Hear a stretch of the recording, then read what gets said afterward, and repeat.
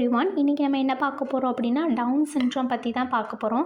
இந்த down syndrome வந்து ஒரு ஜெனட்டிக் கண்டிஷன் தான். ஓகேவா?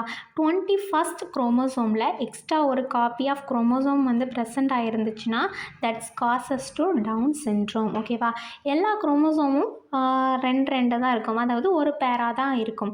பட் இந்த 21st மட்டும் எக்ஸ்ட்ரா ஒரு குரோமோசோம் இருந்துச்சுன்னா தட்ஸ் காசஸ் டு என்னது டவுன் சிண்ட்ரோம். ஓகேவா? தென் இதுவும் ஒரு ஆட்டோசோம் டிசீஸ் தான். சரியா? பாடி குரோமோசோமில் இந்த மாதிரி எக்ஸ்ட்ரா ஒரு குரோமோசோம் வர்றதுனால இந்த கண்டிஷன் வந்து வருது. ஓகேவா? இந்த கண்டிஷனில் பிறக்கிற குழந்தைகள் வந்து என்ன அப்படின்னா எக்ஸ்ட்ரா குரோமோசோமோட தான் பிறக்காங்க. ஓகேவா? எக்ஸ்ட்ராவாக they have one chromosome. Okay. Then இவங்களுமே ஒரு நார்மலான ஒரு சைல்டு தான். பட் அவங்களோட மென்டல் அண்ட் ஃபிசிக்கல் டெவலப்மெண்ட் வந்து டிலேவாக இருக்கும். ஓகேவா? இப்போ ஒரு 20 ஏஜ் அவங்களுக்கு ஆகுதுன்னா but they have only capacity for 10 years old childrens. அவங்களோட கெப்பாசிட்டி எப்படி இருக்கும்? ஒரு 10 வயசு குழந்தையோட கெப்பாசிட்டி தான் அவங்களுக்கு இருக்கும். ஓகேவா?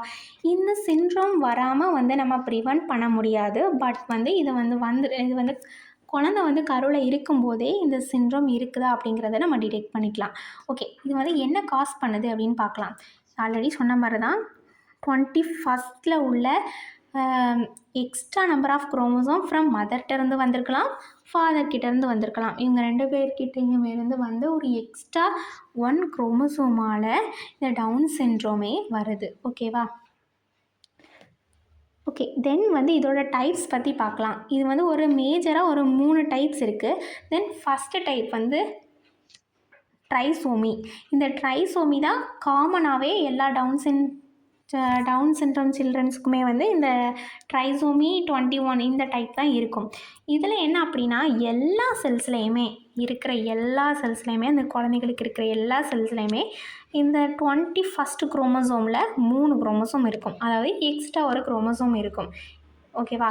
நெக்ஸ்ட் வந்து மொசைசிசம். இந்த மொசைசிசமில் என்ன ஆகும் அப்படின்னா எல்லா செல்ஸ்லேயுமே வந்து 21st குரோமோசோமில் 3 என இருக்காது. ஓகேவா? எல்லா செல்லுலேயுமே வந்து 3 என இருக்காது, கொஞ்சம் செல்லில் சில செல்லில் மட்டும்தான் இருக்கும். ஓகேவா? அதனால் இது வந்து மொசைசிசம். தென் டிரான்ஸ்லொகேஷன். இந்த டிரான்ஸ்லொகேஷனில் வந்து என்ன ஆகும்? எக்ஸ்ட்ரா குரோமோசோம் இருக்கும். இந்த 25th குரோமோசோமில் எக்ஸ்ட்ரா ஒரு குரோமோசோம் இருக்கும், பட் ஒரே ஒரு இடத்துல தான் இருக்கும். ஓகேவா? ஒரே ஒரு இடத்துல தான் எக்ஸ்ட்ரா பார்ட்டாக இருக்கும். இது வந்து ட்ரைசோமியில் எப்படி இருக்கும்? எல்லா செல்ஸ்லேயுமே எக்ஸ்ட்ரா இருக்கும். இந்த மொசைசிசமில் கொஞ்சம் செல்ஸில் தான் இருக்கும். இந்த டிரான்ஸ்லொகேஷனில் ஒரே ஒரு இடத்துல தான் இருக்கும். இதுதான் இதோட மேஜர் டிஃப்ரென்ஸ். ஓகேவா? நெக்ஸ்ட்டு வந்து சிம்டம்ஸ் பார்க்கலாம். அவங்களோட ஃபேஸ் வந்து ஃப்ளாட்டடாக இருக்கும். தென் நோஸ் வந்து பிரிட்ஜ் தட் ஸ்ட்ரக்சரில் இருக்கும். தென் ஐஸ் வந்து ஆல்மண்ட் மாதிரி இருக்கும்.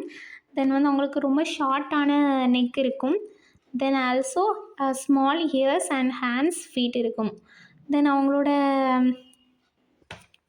விரல் வந்து இந்த மாதிரி கொஞ்சம் கட்டையாக இருந்த மாதிரி இருக்கும். ஓகேவா? அவங்களோட மென்டல் ஹெல்த் எப்படி இருக்கும் அப்படின்னா அவங்களோட டெவலப்மெண்ட் வந்து ரொம்பவே டிலேவாக இருக்கும். தென் அவங்க பேசுகிறது, அவங்களோட லாங்குவேஜ் டெவலப்மெண்ட்லாம் ரொம்பவே டிலேவாக இருக்கும். நம்மளை நார்மல் சில்ட்ரன் மாதிரி அவங்களால பேச முடியாது, ரொம்ப டிலேவாக தான் இருக்கும். தென் டிஃபிகல்ட் டு அண்டர்ஸ்டாண்டிங் ஸ்பீச். இப்போ யாராவது ஒருத்தவங்க பேசுகிறாங்கன்னா அவங்களோட அண்டர்ஸ்டாண்டிங் லெவலுமே ரொம்பவே கம்மியாக தான் இருக்கும். ஓகேவா? தென் நெக்ஸ்ட் டயக்னோசிஸ் பற்றி பார்க்கலாம். இந்த டவுன் சிண்ட்ரோம் வந்து ஆல்ரெடி நான் சொன்ன மாதிரி ப்ரிவென்ட் பண்ண முடியாது, பட் வந்து இருக்குதா அப்படிங்கிறத வந்து நம்ம டயக்னோசிஸ் பண்ணிக்கலாம். இது வந்து மதரோட கருவில் இருக்கும்போதும் இல்லைனா குழந்த பிறந்ததுக்கப்புறமும் இது வந்து டவுன் சிண்ட்ரோம் இருக்கா இல்லையா அப்படிங்கிறத நம்ம ஐடென்டிஃபை பண்ணிக்கலாம். Prenatal and postnatal. ஓகேவா? ப்ரீநேட்டல்னால் குழந்த தாயோட வயிற்றில் இருக்கும்போது, தென் போஸ்ட் நேட்டல்னால் குழந்த பிறந்ததும். தென் ஃபஸ்ட்டு ப்ரீநேட்டல் டெஸ்ட் பற்றி பார்க்கலாம். ப்ரீநேட்டலில் வந்து diagnosis test and screening test அப்படின்னு 2 இருக்குது. ஃபஸ்ட் வந்து ஸ்க்ரீனிங் டெஸ்ட் பார்க்கலாம். ஸ்க்ரீனிங் டெஸ்ட் வந்து ஃபீட்டஸ்க்கு வந்து டவுன் சிண்ட்ரோம் இருக்கா அப்படிங்கிறத வந்து டெஸ்ட் பண்ணி பார்க்குறாங்க, எஸ்டிமேட் பண்ணி பார்க்குறாங்க. இதோட காஸ்ட் எஃபெக்டிவ் வந்து லோவாக தான் இருக்கும். தென் ஈஸி டு பெர்ஃபார்ம். இதில் வந்து ஒரு மேஜராக ஒரு 4 டைப்ஸ் இருக்குது. ஃபஸ்ட்டு வந்து Nuchal transfluency test, the triple screen or quadruple screen, integrated screen, a genetic ultrasound. First வந்து நியூட்ரல் டிரான்ஸ்ஃப்ளூன்சி டெஸ்ட்டை பற்றி பார்க்கலாம். ஓகேவா, இது வந்து 11 to 14 வீக்ஸ் ப்ரெக்னென்சி டைமில் வந்து இதை வந்து குழந்தைக்கு வந்து டவுன் சிண்ட்ரோம் இருக்கா அப்படிங்கிறத வந்து செக் பண்ணிக்கலாம். ஓகேவா, இதில் வந்து அல்ட்ராசவுண்ட் வந்து இன்வால்வ் ஆகும். அல்ட்ராசவுண்டை வச்சு தான் மெஷர் பண்ணுவாங்க. என்ன மெஷர் பண்ணுவாங்க அப்படின்னா, இது வந்து நார்மலான ஒரு பேபி. ஓகேவா, இது வந்து நார்மலான பேபி. தென் இது வந்து டவுன் சிண்ட்ரோமால் அஃபெக்ட் ஆன பேபி. இந்த குழந்தைகளுக்கு, இந்த அஃபெக்ட் ஆன குழந்தைகளுக்கு அவங்களோட கழுத்தோட பின் பகுதியில் இந்த டிஷ்யூ வந்து ஃபோல்ட் ஆன மாதிரி ஒரு ஒரு ஒரு ஸ்ட்ரக்சர் இருக்கும். ஸோ இந்த அல்ட்ராசவுண்டை வந்து அவங்க யூஸ் பண்ணி அந்த டிஷ்யூ வந்து எப்படி இருக்குது அப்படிங்கிறத வந்து செக் பண்ணுவாங்க. ஓகேவா, இந்த டிஃப்ரென்ஸ் வந்து நல்லாவே தெரியும் நார்மல் பேபி அண்ட் அப்நார்மல் பேபிக்கு. தென் இது வந்து என்னென்னா, மதரோட ஏஜையும் அவங்க ப்ரெக்னெண்ட்டாக இருந்த அந்த டைம், அந்த ஏஜையும் வந்து கால்குலேட் பண்ணி குழந்தைக்கு வந்து டவுன் சிண்ட்ரோம் இருக்கா அப்படின்னும் இதை வந்து மெஷர் பண்ணுவாங்க. Then triple screen or quadruple screen. ஓகேவா, இது வந்து எந்த டைமில் பண்ணுவாங்க அப்படின்னா 15 to 18 வீக் ப்ரெக்னென்சி அந்த டைமில் வந்து பண்ணுவாங்க. ஓகேவா, இது வந்து மதரோட பிளட்டில் வந்து நார்மலான சப்ஸ்டன்ஸ் தான் இருக்குதா, எக்ஸ்ட்ரா ஏதாச்சும் இருக்குதா, அப்நார்மலாக ஏதாச்சும் இருக்குதா அப்படிங்கிற அந்த குவான்டிட்டி லெவல்ஸை வந்து மெஷர் பண்ணுவாங்க. நெக்ஸ்ட் வந்து இன்டிகிரேட்டட் டெஸ்ட். இது வந்து ஃபஸ்ட்டு 3 மாதத்தில் வந்து இந்த டெஸ்ட்டு வந்து பண்ணுவாங்க. ஓகேவா, இதுவும் அந்த பிளட் எடுத்து அவங்களுக்கு வந்து டவுன் சிண்ட்ரோம் இருக்கா இல்லையா அப்படிங்கிறத வந்து ஸ்க்ரீனிங் பண்ணுவாங்க. ஓகேவா, மோஸ்ட் அக்யூரேட்டாக இந்த டெஸ்ட் வந்து இருக்கும். Then also a genetic ultrasound test.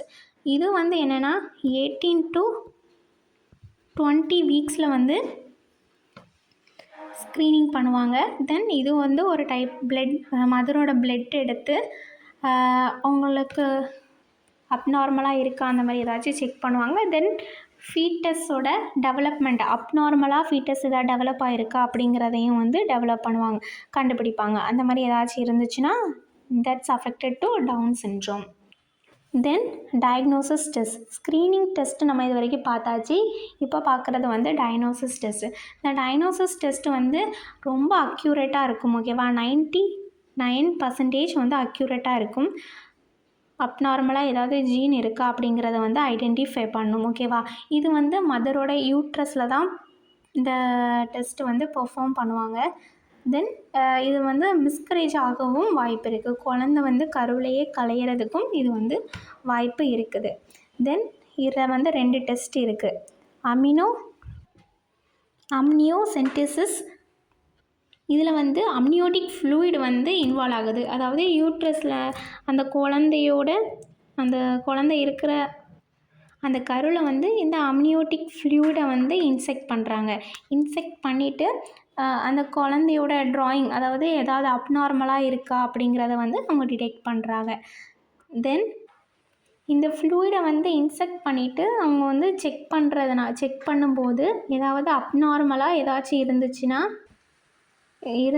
They can easily identified. ஓகேவா, இந்த அப்நார்மலாக ஏதாவது ஒரு டிஷ்யூவோ இல்லைனா அப்நார்மலாக என்ன சேஞ்சஸ் இருந்தாலும் அவங்க வந்து ஈஸியாக ஐடென்டிஃபை பண்ணிக்குவாங்க.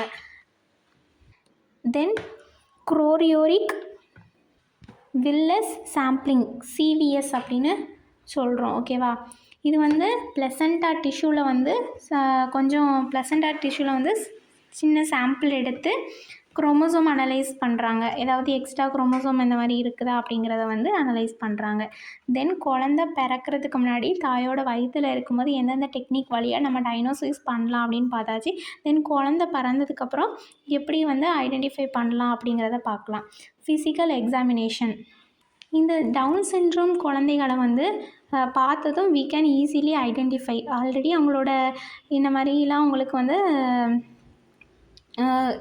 நெக் இந்த மாதிரி இருக்கும், ஐஸ் இந்த மாதிரி இருக்கும் அப்படின்னு நம்ம பார்த்தோம். ஸோ அவங்களோட mouth and short neck and eyes and almond eyes, அப்புறம் small ears and flatten nose, அதை வச்சு we can easily identify. Then chromosomal identify, அவங்களோட 21st குரோமோசோமில் 2 குரோமோசோம் தான் இருக்கா இல்லைனா 3 குரோமோசோம் இருக்கா அப்படின்னு நம்ம வந்து ஐடென்டிஃபை பண்ணிக்கலாம். சரி, 2 இருந்துச்சுன்னா தட்ஸ் டு பி நார்மல், 3 இருந்துச்சுன்னா that's leads to Down syndrome. ஓகேவா? இந்த வீடியோ உங்களுக்கு பிடிச்சிருக்குன்னு நினைக்கிறேன். நம்ம சேனலை சப்ஸ்கிரைப் பண்ணலன்னா சப்ஸ்கிரைப் பண்ணிக்கோங்க. தேங்க்யூ ஃபார் வாட்சிங். நெக்ஸ்ட் ஒரு நல்ல வீடியோவில் உங்களை வந்து மீட் பண்ணுறேன்.